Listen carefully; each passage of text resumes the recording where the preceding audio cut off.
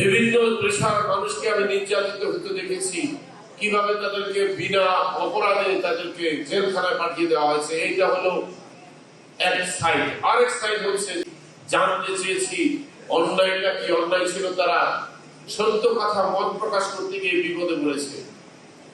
আজকে আমাদের একটা বড় অংশ সাংবাদিক বন্ধুরা শুধু বিগত স্বৈরাচারী সরকারের অন্যায়ের বিরুদ্ধে প্রতিবাদ করতে গিয়ে আজকে তারা নির্বাসনে আছে। আমি তাদের প্রতি শ্রদ্ধা রেখে বলবো, তাদের সেই নির্বাসিত জীবনের অবসান ঘটিয়ে তাদের জন্য তাদের মাতৃভূমি বাংলাদেশে ফিরিয়ে আনার উদ্যোগ নেওয়া হয়।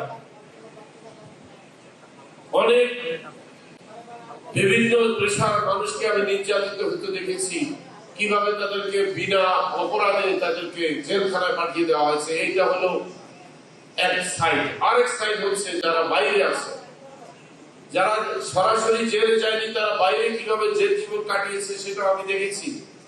আমি একটি সংগঠন করতাম, এখনো করি, সেটার আমার কর্মসংস্থান সংগঠন, যেখানে লক্ষ লক্ষ লোক বেকার হয়েছিল গত 13 বছর। গত 13টি বছর তারা মানবতার জীবন যাপন করেছে। তাদের অনেকে অপেক্ষা করতে করতে কর্মসংস্থান ফেরত পাবে কাঁদতে কাঁদতে কবরে চলে গিয়েছে। তারা এখন শুধু আমার কাছে স্মৃতি।